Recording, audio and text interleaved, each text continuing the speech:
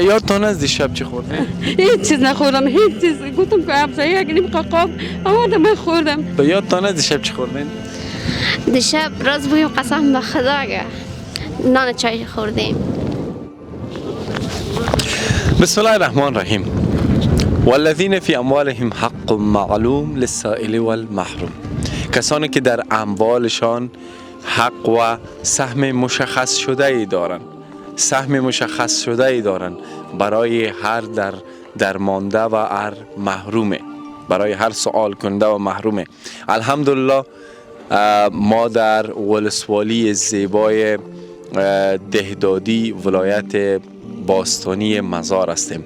قسمی که شما میبینین ما پکیجا را جابجا کردیم، نزدیک 100 خانواده در واقع اینا دعوت شدند و بعد از نامنویسی و لیست نویسی و سروی اینو من به سر جای خود و مواد که آماده شده به اینا تسلیم داده میشه. مواد شامل روغن، چای، بوره، آرد، شامپو، صابون، پودر و همچنان روی پاک مواد دیگه است که تسلیم این خانواده های نیازمند میگرده انشاءالله. مرحله بعدی و مختصر با 2-3 نفر از اینا صحبت خواد کردیم.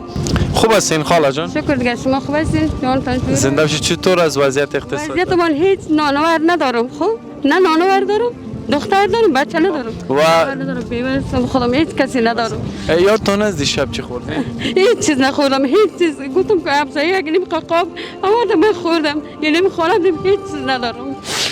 بخیر استفاده کنین مادر. گریه زنده باشه. بخیر. من یک چی کنه که برای من یک پول نقدی اونجا هم چیزی کنه که خاطر تعلیه کنم، خاطر ان شاء الله خیر. زنده باشین. تشکر. زنده باشین. شما خوب هستین؟ زنده باشید. دخترک تست بچه که دخترکم. خب میشه که در ارتباط با وضعیت اقتصادیتون بگوین که چند نفر هستین، وضعیت اقتصادیتون چطور است؟ خب بعد از زمانی که دولت پیشین سقوط کرد همه دمی وضعیت بد اقتصادی گرفتار هستیم. خب طبیعی است که وضعیت ما هم دچار مشکلات شده. در خانواده 8 نفر هستیم. پدرم هم تقاعدی داشت، فعلا تقاعد نمیتونه، استاد به حال نیست. قبلا که استاد بود فعلا تقاعد هم بند است. وضعیت ما چندان خوبی نیست. و به یادتون از دیشب چی خوردین؟ دیشب راز بگیم قسم به خدا نان چای خوردیم. انشالله این تا اندازه مشکلتان حل کنه. انشالله. و خیر باشین. خیر باشین.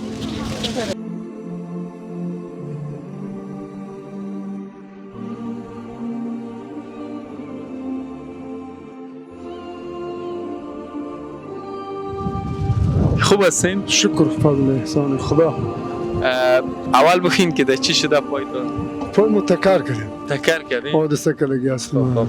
چند نفر هستین در خانواده و کی هستن؟ 11 نفر هستیم. خودتان سرپرستی میکنید؟ خودمون سرپرستی میکنیم. من دیگه اولاد کوی خورد است. خورد است؟ یک کلانیش یک 12 ساله 13 ساله است که در مدرسه است. چطور است وضعیت زندگی اقتصادیتان؟ وضعیت ما خیلی خراب است دیگه. همینجوری مهاجر شدگی هستیم.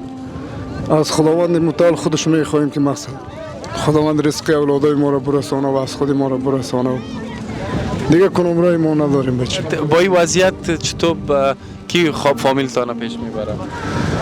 خدا پیش میبره و مقصد دو تا میده که کسی میجنو بوتل چینی میکنه و روز 100 روپیه و 80 روپیه و مرخمی پیدا میکنه و بیگه سودا کرده یک 4 تا نان گرفته در خانه میاره.